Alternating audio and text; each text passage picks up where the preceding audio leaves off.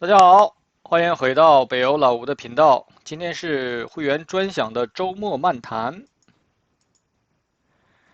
那么我们继续延续最近一段时间我们做的这个看图说话。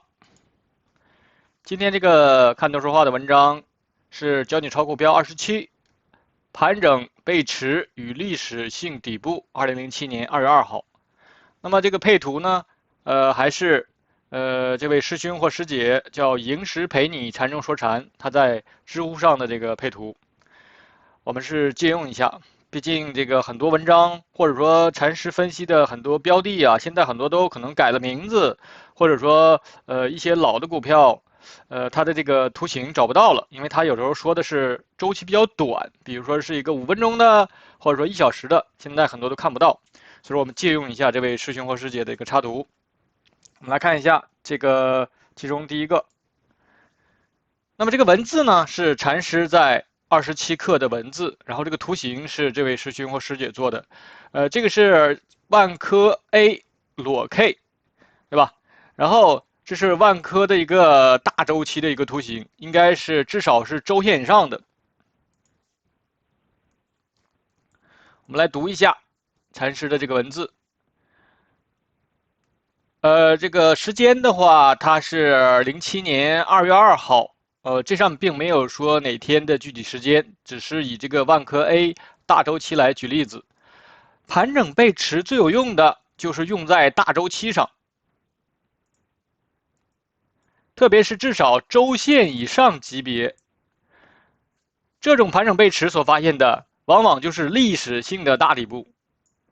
配合 MACD， 这种背驰是很容易判断的。这是讲的禅师主要讲盘整背驰。如果说不特别的说背驰，比如说这里特别指出是盘整背驰的话，背驰指的就是趋势背驰。所谓趋势背驰，想大家应该都非常熟悉了，它就是2个中枢的一个趋势，就是这种的背驰，就是这个 小 a 跟小 c 它们的比较，这是趋势背驰，必须要有2个中枢才行。如果说不单独只说背驰的话，那指的就是趋势背驰。如果说指盘整背驰的话，会特殊指出来是盘整背驰。所以说这里是有区别的。那么为什么我们看图形都要从大周期开始看呢？比如说月线、周线，对吧？至少要周线以上，因为大的周期、大的方向，就是一个给你一个类似一个 GPS，你有一个大的一个概况。这个公司也好，这个图形现在处于一个什么状态？是不是有一个大的箱体，对吧？因为这个图形表现的、体现的就是这个公司的基本面呢。因为它的股价就跟它的这个基本面它俩是对应的，对吧？只要它的基本面没有出现明显的突破的时候，它的股价更可能的是在一个箱体震荡。这是很多图形都有这种表现。所以说看大的周期就是这么一个好处。那么这个万科 A 的话，我们看一下它这个比较的这种例子很多，例如这个万科 A 的代码，谁都知道该股是大牛股，但该股的底部，如果学了本 ID 理论，是谁都可以发现的。然后我们看它下面的文字，最简单的判断还可以用 MACD 来。第3段跌破第1段的3.2元，但 MACD 明显标准的背驰形态，回周零轴的黄白线再次下跌，不创新低，而且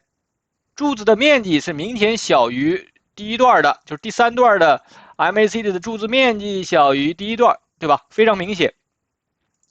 一般来说，只要一个符合就可以是一个背驰信号，2个都满足就更标准了。我们来看一下，仔细看一下这2段。这个我在平时做直播的时候也多次，用同样的方法跟大家都讲过，应该都非常熟悉了。就是说，这个3这个位置，就是3块钱这个位置，前面这个是3.2，它明显是价格出现了低点，对吧？我们换一个颜色，这个3块钱的这个位置比前面这个低点低，然后看它第3段的 MACD 的这个对应的面积，就是在0轴以下的面积，因为它是下跌嘛。下跌的话就看0轴以下的面积和柱子的长度。如果是上涨的话，你就看0轴以上的如果说它有，比如说它中间有断开的，那你就把这个0轴以上的面积加起来就好了。这就是看向上和向下的时候有一个区别。那么我们来观察这个向下这段，这个第3段的这个 MAC 的面积跟前面比，我们肉眼就能看出来，明显是小，对吧？柱子的身长也没有前面的这个身长的那么低，所以说它是明显的有背驰的。那么明显是双背驰，就是柱子的面积也小了，然后这个 MACD 下面也有 MACD 快慢线的这个位置也比前面的那个高，所以也是背驰。然后股价还比前面低，所以说所有的这些都告诉我们，这个位置是一个历史性的大底，尤其又是它这个图形应该是月线或者周线以上的这个，这上面并没有标，但是我猜应该是周线以上的一个结构。那么就是这个第一张配图，27克的第一张配图，我们看一下，还有第2张，这是中船防务，我们可以看这个股票的名字，也是一个裸 K。那么这张图里面，它也是比较在这个如何判断二买，就是在一个盘整过程中，我之前在直播中说过，所有的买点，因为只有3个买点嘛，第1买点、第2买点、第3买点，所有的买点都是第1买点，都是一买，只不过就是它的这个周期不同而已。那么在这里，禅师告诉我们如何来判断这个，在一个盘整状态中如何判断第2买点，但是呢，它就不去降低周期到下一个周期来看。站在大级别里，绝大多数的股票都其实是一个盘整，对吧？盘整的周期就盘整的例子更多一点。你会去看这个，尤其是日线以上的很多股票，大部分都是在做盘整。这个出现单边上涨的是少数时间，所以为什么我们要去做差价操作？原因就是因为它的90%以上的时间都是在做盘整，你想要单边很少，这种单边的这个机会都非常少的，一旦能抓住的话，这个利润是非常丰厚的，对吧？但是你如果说长期操作一只股票的话，它大部分时间都是在做盘整，所以说你就只能去做差价操作。箱体操作，对吧？这就是为什么禅师教给我们这个方法的原因。那么站在大级别里，绝大多数股票都是处于一个大的盘整，这时候就要用到，这因为盘整背驰而形成的第1类买点了。这个级别应该至少是周线以上的。一般的盘整背驰，就像我们前面这个万科这个例子，都必须也不说必须，但是周线以上出现的盘整背驰更容易形成大底，就像这个3块钱这个位置更容易形成一个大底。如果说是周线以下的话，那么那个盘整背驰可能只是一个短期的，它可能是短期震了一阵之后，然后再次把这个低点跌破。所以说为什么说要看周线以上的原因在这里。类似的，在大级别里，如果不出现新低，但可以构成类似的第2类买点的买点。对吧？就是说，第2类买点其实是以第1类买点做辅助的，它是有一个这个标的，有一个参照物。那么只要在同周期上，它只要不跌破1.87，它就是2买。但是呢，这个不跌破，是你类似一个马后炮，或者说过了之后，它上涨之后，你回来看啊，这个位置没跌破前面的1买，所以说它是2买。但是在当下的时候，你如何能判断出来是不是2买？这个是考你的功力的。教科书上告诉我们，2买是不跌破1买，但是如何判断出来这个位置是2买，是靠你自己的这个知识或者自己的理解来判断的。你判断的2买并不等于理论上的2买，你判断的2买，你进场了，它完全可以再跌破1买，说明你的判断有错误。所以说你不能说啊，我2买进去了，但是又跌破了前面的1买，你这个理论不好用啊，你这个理论不对呀，对吧？所以说你不能把你自己的判断相等同于它理论告诉我们的，这个是一定要清楚的。那么我们所要做的其实就是利用我们的这个交易的知识去练习怎么能够更精准的让我们的进场，让我们的操作更贴近理论上的买卖点。这是我们每个人需要去提高的，需要去练习的。所以说，你的任何一个进场，你自己的进场并不等同于理论上的这个定义二买的定义跟你进场的那个二买它俩不相等。那么再继续往下看，类似这大级别里，如果不出现新低，就可以构成第二类的买点。在 MACD 上显示出类似背驰时的表现，黄白线回拉零轴上下，而后一个柱子面积小于前一个柱子的，对吧？还是在比较这个 MACD 的这个柱子面积，用辅助判断。我们看一下他说的哪段，其实就这一段。然后这是这个一段下跌，然后后面这是一段下跌。其实我们这个学了多了之后，我们就知道它其实这里有一个中枢，对吧？这是有一个中枢的，然后有这个进入段、离开段，所以说它现在比较的是这个中枢的小中枢的进入段跟离开段。那么针对的它这个柱子的面积，下面就像禅师说的，在 MACD 上类似于背驰的表现，黄白线回扎零轴以上，它这个的回扎在这里。就其中有一段回拉，其中有一段下跌，是下面有这个柱子面积，然后呢 MACD 尝试回拉零轴，在零轴下面附近，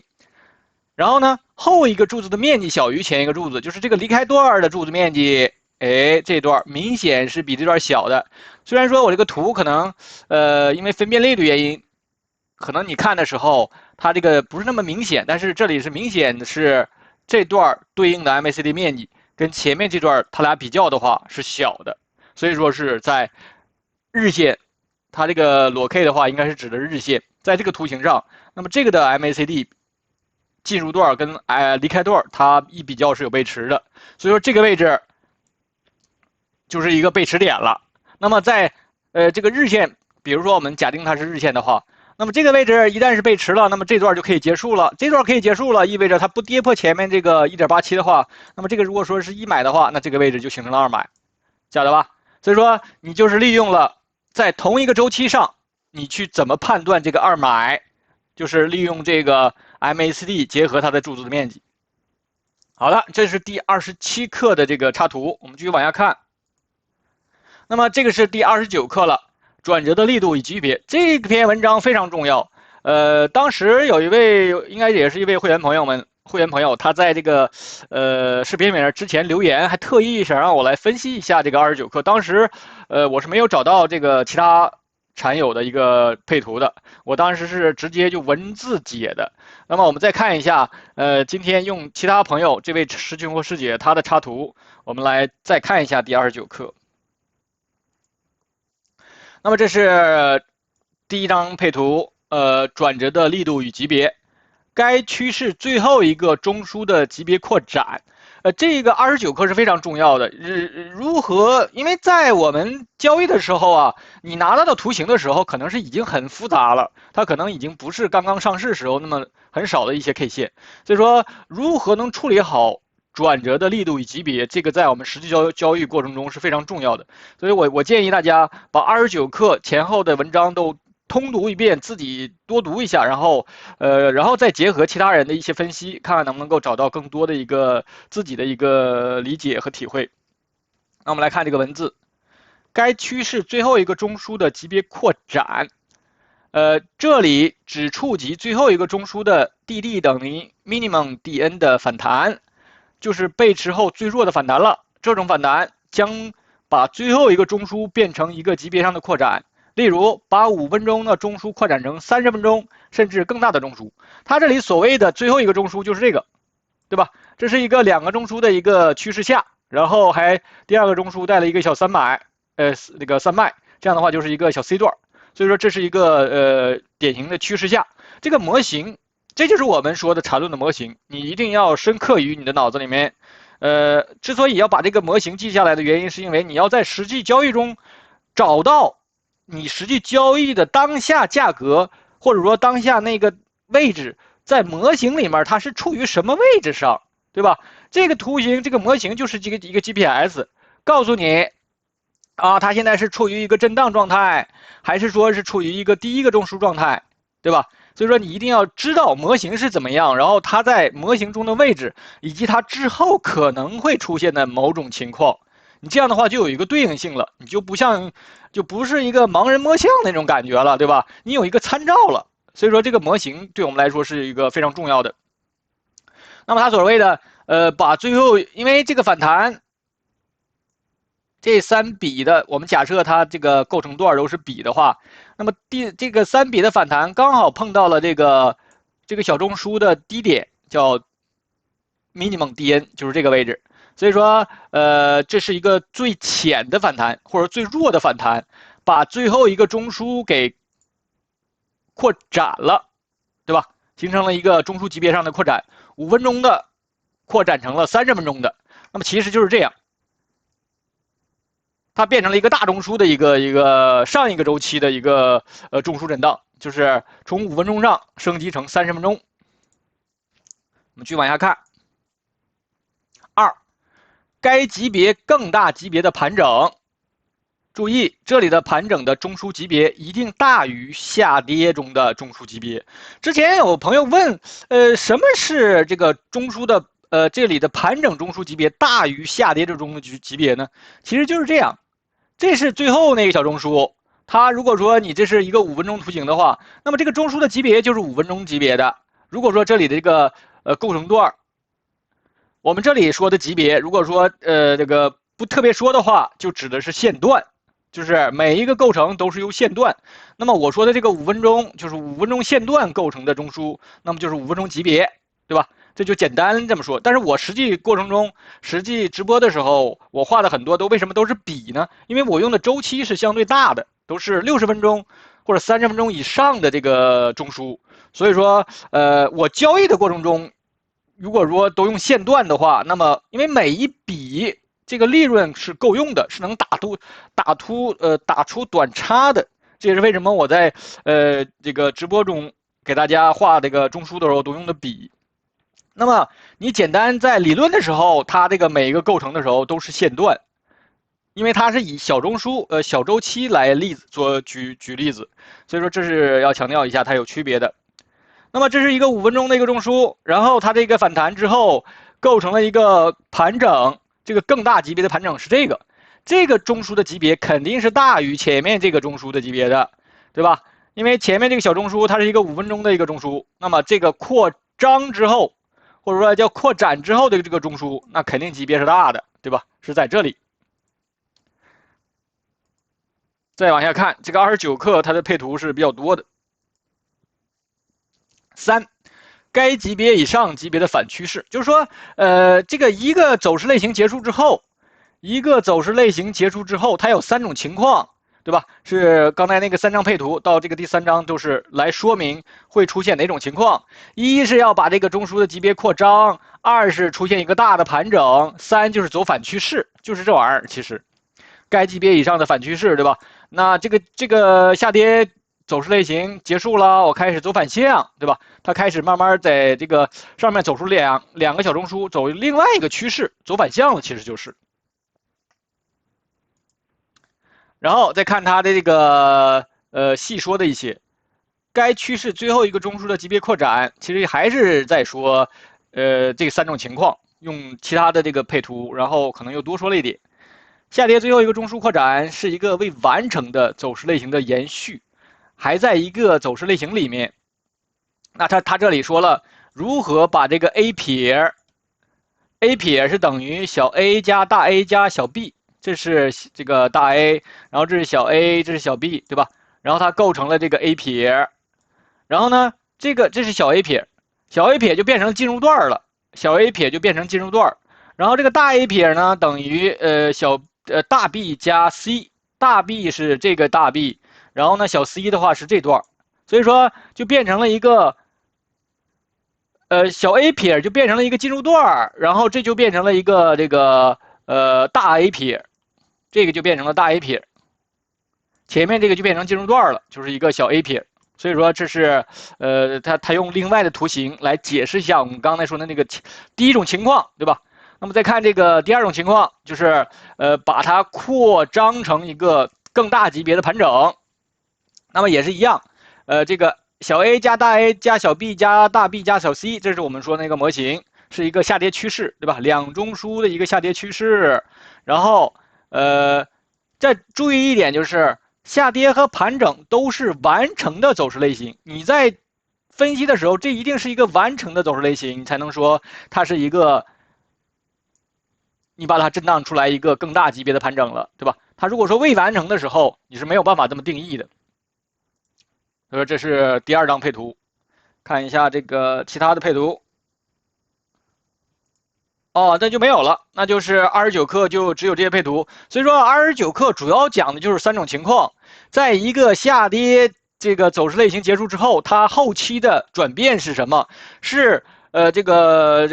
连接2个走势类型的一个连接呢，还是要那个走成一个反趋势？就是3种情况，对吧？我们再复习一下这3种情况。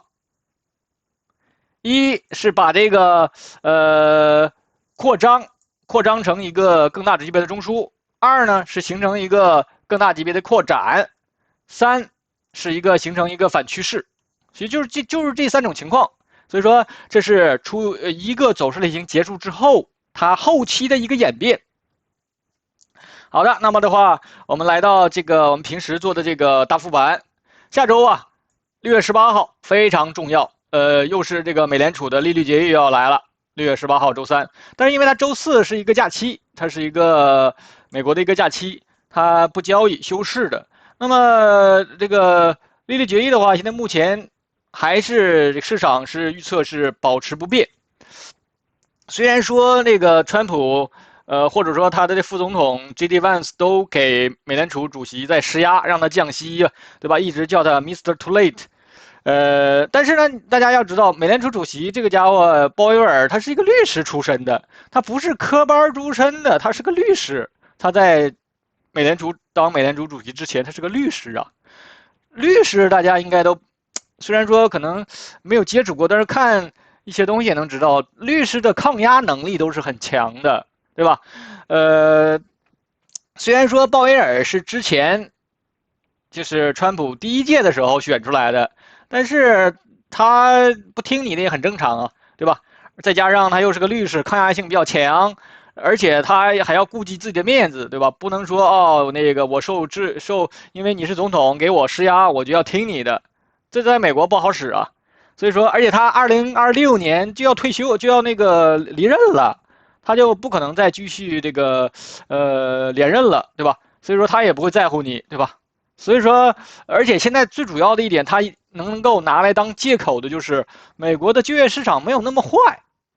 美国的就业市场没有那么坏，然后那个再加上说哦，这么多的关税，这么多贸易战，还有现在又有地缘政治，现在油价又起来了，因为这个以色列攻打了这个伊朗，那么油价又蹦起来了。那么等一下我们看一下那个原油的价格，对吧？它所有的这些都可以是它不降息的借口。那么，川普再着急也没有办法，拿他没有办法。所以说呀，现在市场已经预期了他不降息。那最主要还是在2点半听一下他在大记者会上有没有一些更好的解释，还是说老生常谈？这个还有他就对今年下半年的一个指引，对吧？看一下这些东西。那么在周二的话，还有这个零售数据。这个因为美国是一个零售大国，这个零售数据也比较重要。相关的你看一下沃尔玛了，什么这个 Target、Costco， 可能这些公司的股票跟这个零售数据相关性更大。周四因为是假期，但是还是有一个就业数据要出来。然后周五的话，就是这个那个建筑业的一个数据。最主要因为周三它除了利率决议之后啊，周四是休市的，所以说周三的交易量可能比较大，相对的市场可能是因为周四不交易嘛，它可能有很多要做一下预期的，还有可能盘后的交易可能那个动静也比较大，所以周三和周五交易量可能相对大一点。这个波动大的时候，其实更容易出问题。很多人平时交易比较缓慢的时候不容易出问题，可能是波动越大的时候越容易出事儿，所以说这个是需要注意一下。好的，我们来看一下这个大周期的，我们做复盘。先看一下标普的月线。那标普的月线，本月的话已经过去一半了，对吧？还有2周交易日，这个本月就结束了。但是现在目前呢，历史高点6147还没有被突破。如果说这个突破不了，下个月7月份开始往下走的话，那是不是要再次探底去测试一下4835，还是说把4835浅浅的跌破？那么这样的话，月线上就回撤一笔，跌破4835之后，我们要看能不能够碰到4818。如果说碰不到4818的话，那只不过还是一个，应该还是一个四浪回撤，还或者说是一个小浪形的一个回撤。它这些所有的这些上涨，其实还是从666开始上来的，从这个2009年的这个因为呃次贷危机吧造成的这个低点666这个位置。所以说如果说从666上来，因为我们看的周期非常大，是月线，666上来之后都是一个浪形模式，大周期上都是一个浪形模式。如果说它这个再次回落不能够碰到4818的话，还是一个1、2、3、4、5、6、7、8第8浪的回撤或第8笔的回撤。这是以浪形。如果说碰到4818的话，那就是其实在这里做了一个月线的一个中枢，做月线中枢之后，看它能不能够再起来。这就是碰不碰4818.62是有区别的，在技术上。那么肯定是不碰更强了。如果说你都是以浪形模式的话，那肯定是不碰的模式最强，碰了的话就稍微偏弱一点。那因为它可以反弹一次之后走反向的，对吧？所以说这是碰不碰是有区别的。那么我们看一下小周期上这3个月，它现在这个状况，它的内部结构，如果说它这个不能够再次突破6147的话，会在小周期上形成一个二脉。现在看的周期是月线，那么意味着周线上有可能会出现一个二脉之后往下走，对吧？看一下小周期，这就是周线上，我们在直播的时候有过几次提及它，在小周期上。3491是它的起涨点，这个结构现在目前并没有被完全破坏掉，就是说这个上涨的趋势并没有被完全破坏掉，还可以再次突破6147，因为它还是在围绕第2个中枢震荡。那么这是前面这个大 A 中枢，这是大 B 中枢，对吧？你知道多了之后，跟我们的模型一对照，这个结构其实现在是已经挺饱满了，它不出现离开段也没有问题的，不是每一个结构都必须要有进入段有离开段才可以完成。市场怎么选都对，因为最重要的是构成中枢的这3段，这3段是最重要的结构，其他都可以没有，其他都可以是跳空缺口，所有这些都可以是跳空缺口，一定要注意。所以说构成中枢的这3段是最重要的，只要有这3段的话，它完全可以马上就结束现在的这个趋势，可以走反向。这就是我结合到我们刚才学的那个第29课了，这个一个趋势走势类型之后，一个趋势走势类型，这非常应景啊。今天我们看的这个29课，一个这个上涨的趋势类型结束之后，它后期的演变，对吧？一呢是把这个中枢再给它震大喽。如果说震成9段的话，前面都变成了 A 撇了，就变成小 A 撇，那么这个就变成新的大 A，然后可以继续往上生长，这是一种情况。还有就是说，一个大周期的，现在看的周期是周线，对吧？它可以是大周期的一个中枢震荡，在这里大中枢震。还有就是直接走反向，也是其实还是跟大周期上相关的。所以说就是一个趋势类型之后，它在后期的一个变化。那么现在它针对第2个中枢还没有明显的脱离这个中枢，对吧？你要么就是往下走，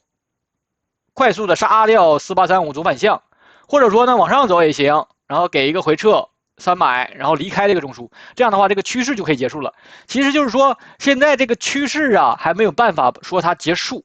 从3491上涨的这个趋势类型走势上，还没有说它结束的可能，没有结束的信号。针对第2个中枢，它还可以继续围绕它震，所以它没有完成。之所以它那个可以这么分，上也行，下也行的分析，因为它没有完成。所以说这就是它现在所处的这么一个状况。那么现在我们再次聚焦到最后一段，4835上来到这个最高点6059，这段现在是要继续往上走，是要能尝试突破6147，还是说到这里就差不多了，然后继续往下震，围绕这个中枢震，还是说走反向，对吧？都可以的。所以说我们要关注一下它最后这段的一个内部结构是不是够饱满、够充分，对吧？上涨的这个结构是不是已经很饱满了，已经没有动能了，那就可以那个下跌了。因为股市这个东西不是涨就是跌，要么就是横盘，就3种情况，对吧？你上涨完事儿了，那对应的就是盘整和下跌，没有别的，这就是为什么你可以利用这个区间套来这个辅助判断的原因。那么再次降低小周期，它从这个4835，这个我们已经说过多次了，大家已经都非常熟悉了应该。那么从4835的话，如果说你把4月9号这根 K 线当成一根毛刺儿，或当成一个噪音的话，它其实就是一个五浪或五笔，1、2、3、4、5，对吧？如果说把4月9号，因为4月9号这个 K 线它比较，当天是涨了9.51%，标普指数涨了9.51%，对吧？就是因为特朗普发推文说，跟所有国家除了中国以外停止贸易战90天，一个推文让整个市场沸腾了，这是非常，在历史上我等可能回头往回看的话，到再那个看4月9号这一天，也是一个历史的一个奇迹吧。那么在图形上的话，如果说你当成五浪的话，那就是一个小五浪，现在处在一个小五浪。如果说你把这个不算成一笔的话，那就是一个三浪，对吧？不论是3还是5，它都是一个尾浪，或者说都是一个所谓的潜在的背驰段，就这个已经是要处在背驰状态了。那如果说出现一个盘整背驰的话，那就要回来了，对吧？那么回来的话，它就是继续在这里，要么就是什么呢？要么就是一个1、2、3、4、5，然后有一个6的回撤，要么就是一个1、2、3，然后回来在这里做中枢，或者说这个第6浪或那个第六笔的话，可以再深一点，回来在这里做中枢也可以，对吧？无论怎么讲的话，它这里都已经开始弱了。这是为什么我在直播中一直说这个小五浪或那个第3浪或第3笔，你这里的仓位不能太重的原因，对吧？其实很多时候我们不需要知道那个6月13号以色列打了那个伊朗的核设施，我们不需要知道这个消息，图形上已经走出来了。很多时候是图形上先表达出来弱了，然后才会有事件这个驱动它，事件才慢慢这个跟随着，对吧？很多时候啊，我们虽然小散户，我们不知道的事儿，那些机构、那些那个消息灵通的人士早就已经有动作了，他们的资金量，比如说他们提前知道，可能都知道6月13号这么具体的什么时间点，他不可能等到6月13号才去开始卖呀，或者说才去做空啊，他肯定是提前有动作的，因为他们那个体量不可能在很短时间之内完成，对吧？所以说他们就要有提前量的，他可能在这个上涨过程中每天都在卖，每天都在做减仓动作，对吧？因为他知道6月13号有这个攻击这个事儿，市场要有反应的。他不可能等到那一天才做反应，所以说你不知道，并不代表那些那个灵通人士、消息内部人士他们是知道这个情况。所以说图形上其实已经表达了。为什么说图形是最公平的呢？因为它对散户或者是机构、什么大鳄是一样公平的，我们看的是一张图，对吧？只不过就是看的周期不同而已。小散户可能是看的周期相对小一点，但是图形是一样的，对吧？那么你再结合一些其他的辅助判断的话，你就能够很精准的知道你应该做什么样的一个操作了。你不需要去知道一些内部消息，也可以能够做出不太差的一个判断。这就是为什么我们一定要多看图形的原因。那么现在因为这个以色列跟伊朗这个事儿，现在造成了这个顶分型已经出现了，对吧？日线上已经有顶分型了。那么现在周末的话还没有缓和的迹象。而且很多以色列的这个或者说伊朗的这帮官员已经出来那个讲话，说是会延续，起码有几天几周，甚至是短期不能应该不会像上一次去年他们有过一次，对吧？大家在那演戏也好，还是怎样也好，就互相扔了几个导弹也就完事儿了。但这次不一样，这次是以色列这个动作是比较大的，那么伊朗肯定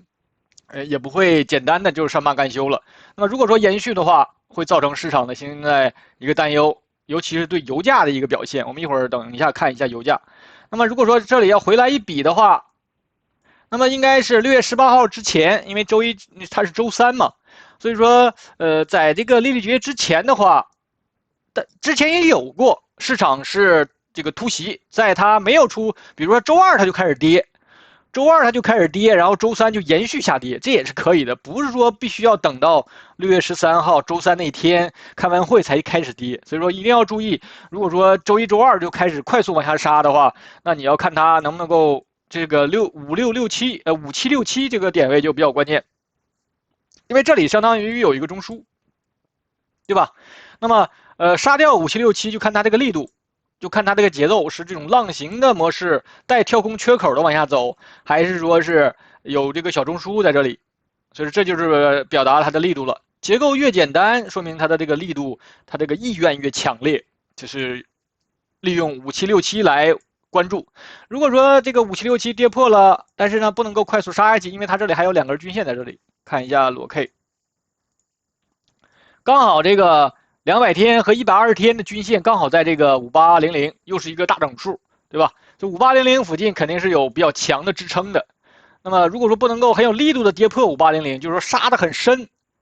然后一个反弹确认往下走。如果说不能够出现这种情况的话，你要小心，它这里可能要做一个空头陷阱，做一个空头陷阱，也就是说跌破了5800，浅浅的跌破前面这个位置，然后快速拉回来。那么这样的话，其实就做了一个中枢而已，在这里做了一个中枢，然后还可以继续打高点，晓得吧？所以说这个5800这个位置就比较关键了，下周有严重关注5800能不能够跌破。你要想往下走的话，你必须要强势的跌破5800，对吧？所以说才有可能把这个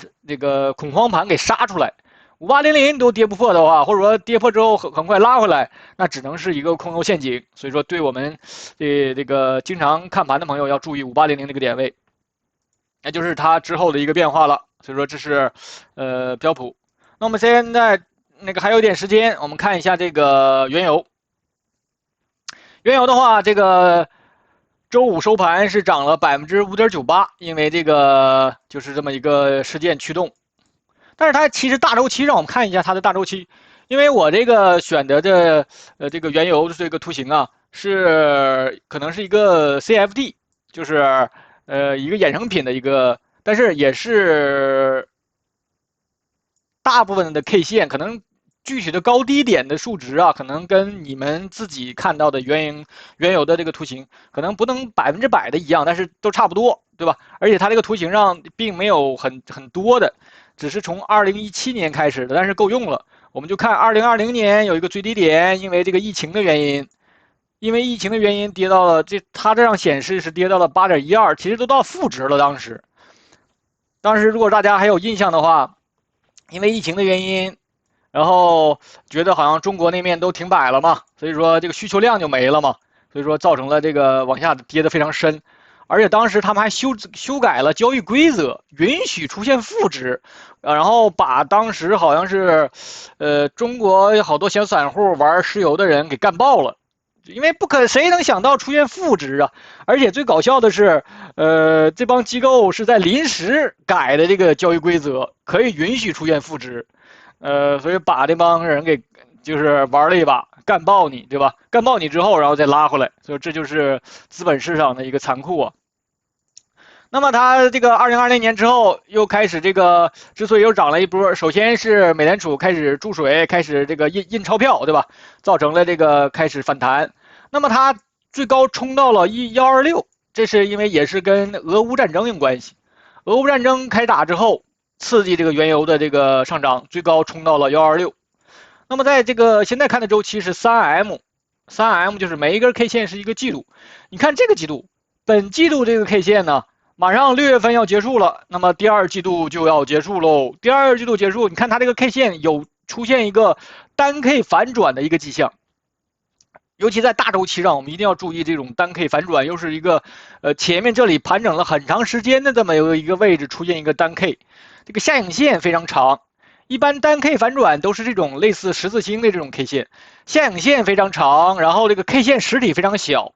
这个有希望。如果说真的是成为一个大底的话，这是这种标志性的一个 K 线，就单 K 就能够告诉你这个位置要反转了，意味着要往上走了。所以说呀，就本季度要关注这根 K 线最终能收成什么样子。如果说真收成这样的话，那基本上这个下跌就差不多了，可能要往上走了。所以说这是我们需要注意的。这是在这个季度上，我们再往下把这个126一直跌到这个最低点，它这段就是这是从2020年对吧？2020年一直到现在，这些 K 线我们看一下它的周期、它的级别。那么在月线上的话是3段。126到这个54，这是一个三段，刚好形成了一个盘整背驰。哎，利用我们刚才学的那个应该是第27课，对吧？如何在大周期上找这个盘整背驰，刚好又是一个应景的。我们来看一下实际的例子。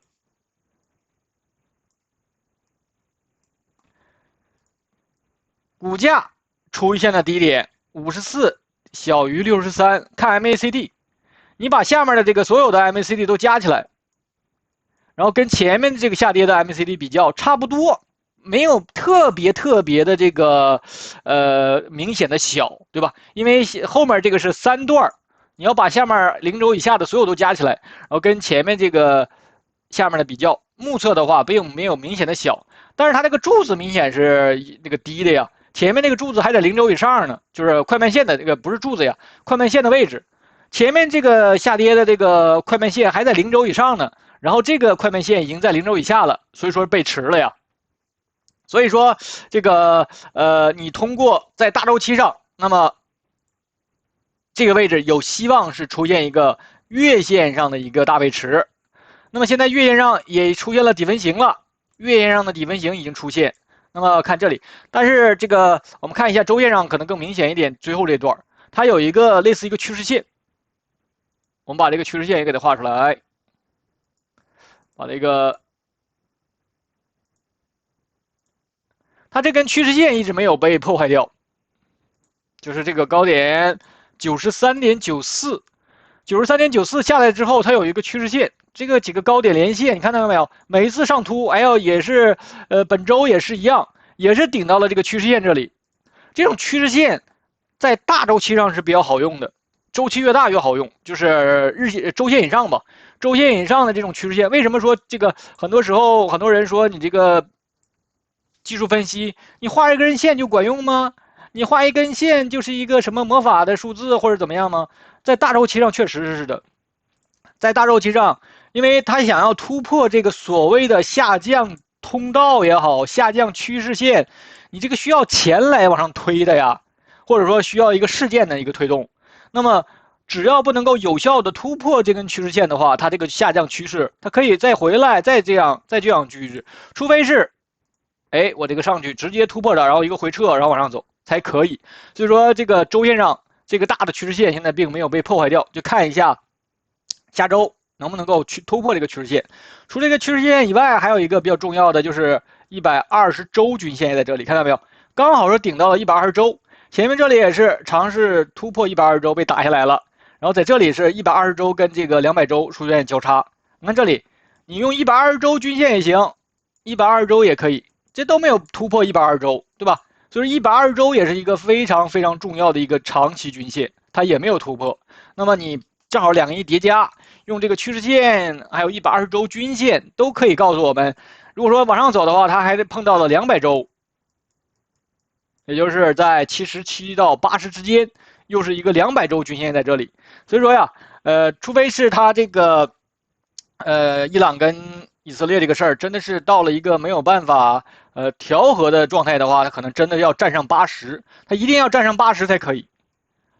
站上80才有可能往上走，这个空间才能打开。如果说站不上80的话，那么只不过就是还是在这里震一震，然后继续往下去，对吧？或者说在这里继续震，这里有一个大的中枢可以继续在这里震。所以说，80到60吧，80到60区间。基本上就是它的一个，如果说这个事件驱动不够大的话，80到60区间基本上就是现在这个原油价格所能够维持震荡的这么一个区间。只要不能够有效的突破80或者跌破60，它基本上就会在这里一直震。那么再看一下日线上，日线上从这个54上来之后，我们看一下它这个之上有这个结构了。这是54这里走了一个上涨，然后开始在这里震，就是有中枢了，然后有进入段离开段了，对吧？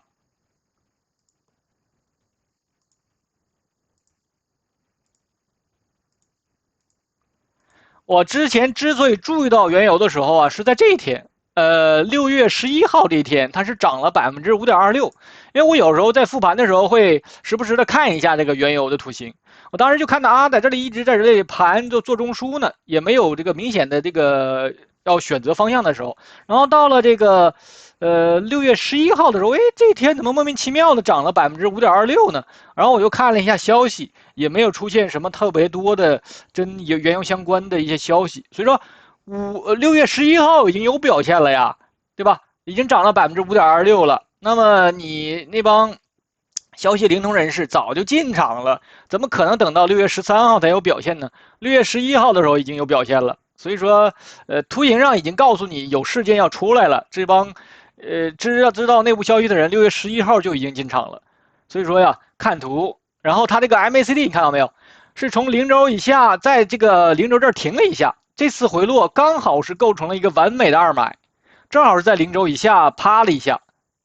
这是一买的话，两次回落，那这所有的二买，第一个二买你可能抓不住，第二个二买还是一个结构买点。所谓的结构买点就是构成中枢的这个结构，这些位置都是二买，我们叫它结构买点。那么这个买点，这个二买刚好是在这趴了一下，在零轴下面，零轴上下启动的这个后面启动的这个上涨也好，下跌也好，都是非常有力度的。这个是非常明显的一个零轴启动的，就是这个位置起来的。所以说，如果说能够在这个位置就进场的话，那你就太美了，对吧？它就直接走离开了。那么现在这个进入段跟离开段是没有背驰的，它现在是突破了等比例69.375，这个现在离开的状态跟这个进入是没有背驰。但是呢，我们说想要在一个价格之上有效站上一个价格，在传统理论是最少3个周期，那么就需要3天，现在只有1天，它还需要2根 K 线，3个交易日才可以。如果说用缠论的话，是否站上一个价位，它不是看你的周期，它是看你的这个走势类型。先是次级别，就是现在看的周期是日线，你需要去30分钟或60分钟上看，它这里是不是一个次级别走势类型突破一个价格，然后一个次级别的一个回落不跌破它，然后又往上走，才能说有效站上一个价格。所以说现在还只是一个次级别的一个向上突破。所以这就是传统理论跟缠论的一个区别。传统理论稍微有的时候表述啊比较模糊，它不太有一个让你有一个明确的一个方法来掌握到底是不是在这个价格之上，到底是不是能够这个应用于你实际的交易。但是缠论不一样，它不是一个模糊的一个方法，就告诉你了，次级别上去，次级别再回落，是不是在它是这个之上或之下，用来判断是否站上某一个价格。这就是针对这个原油数据，原油就看它这里下周针对这个事件怎么来演变了。但是呢，整体来讲，它最后这段现在这个冲的比较猛，尤其这个 MACD 并没有出现弱的一个状态，快慢线的张口张得很大，然后柱子长度也都开始伸长，对吧？它可以是完全是可以蹲一下再起来的，只要不能够把这个 MACD 打下去，甚至是把它收平。说现在这个势能是起来了。那么至于怎么演变的话，我们就看，这帮玩国际政治这帮人怎么玩了，对吧？然后因为时间的关系，我们在最后再讲一个这个 VIX。VIX 的话，我们看一下这个图形，这个是震荡指数，就是说这帮机构开始针对这个股票市场那边看跌的时候，他们会买期权来做对冲，那么就会对应到这个 VIX 上。我们在这个位置的时候一直说它这里是憋大招呢。如果说你看我上周或者说之前的这个会员专享复盘的时候，我们一直盯着这个 VIX， 因为它明显是回到这个中枢里面来之后，又在这个又出现了小低点，就从60下来之后，它出现了一个盘整背驰，也是3段，对吧？然后呢，这个所谓的还出现了一个金叉，但是我们之前我一直说，叉不叉的无所谓，你这个必须要有张口，快慢线有张口才能起来。那么不出意外的，在这个周4和周32根 K 线形成了一个底分型，所以说你要是一直盯这个的话，在周4的时候出现底分型的时候，你就应该去做，要么去做对冲，要么去减仓动作了。这个图形上已经给到了明显的表达了，对吧？3段背驰。然后这个快慢线开始张口，又出现了这个日线的底分型，对吧？你不需要知道周五的时候它已经给到你图形上这个信号已经给到你了，你能不能够应对得了，那就看你自己的一个情况了。不是说我一定要重仓干进去，那你出现信号的时候，你就要去相应的去做一些仓位的配置，无论是去减仓或者做对冲，都是对的应对。那么你不动，那它完全上上去，你只能来回坐电梯，它也可以上去之后再下来的，但是你只能去来回坐电梯了，对吧？那么坐电梯，如果说你交易的并不多的话，然后长线又看好某一个股票，其实也无所谓的。很多时候啊，不去做短线，可能更好的能拿得住。很多人就是做来做去，会把手里的仓位给做没了，那就是做的周期越来越小，这也是一个大问题。如果说你选的股票没有问题的话，这些短期波动你不管它也没有关系的，对吧？